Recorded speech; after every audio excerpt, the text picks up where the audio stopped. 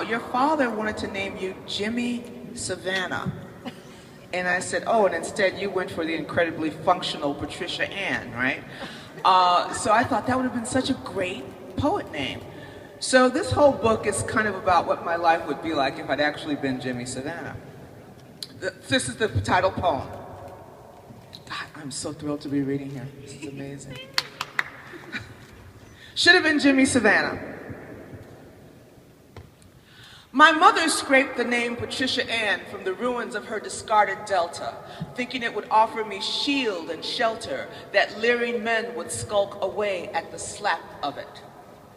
Her hands on the hips of Alabama, she went for flat and functional, then siphoned each syllable of drama, repeatedly crushing it with her broad, practical tongue until it sounded like an instruction to God and not a name. She wanted a child of pressed head and knocking knees, a trip up in the double Dutch swing, a starched pinafore and peppermint in the sour pickle kind of child, stiff-laced and unshakably fixed on salvation.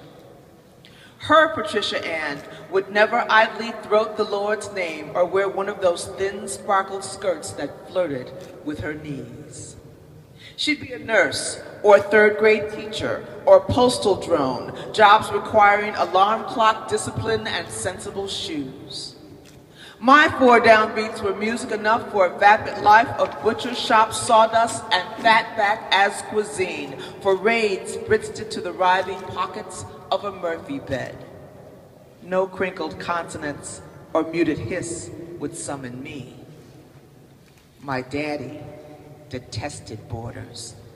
One look at my mother's watery belly, and he insisted, as much as he could insist with her, on the name Jimmy Savannah, seeking to bless me with the blues babe moniker of a ball breaker, the name of a grown gal in a snug wet dress and unlaced all-stars.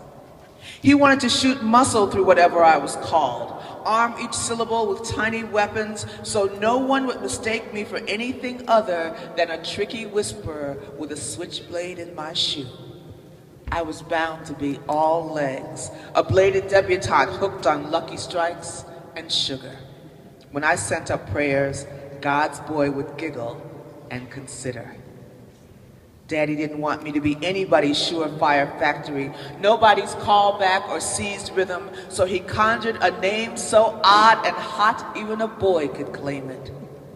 And yes, he was prepared for the look that my mother gave him when he first mouthed his choice, the look that said, "That's it, you done lost your damn mind."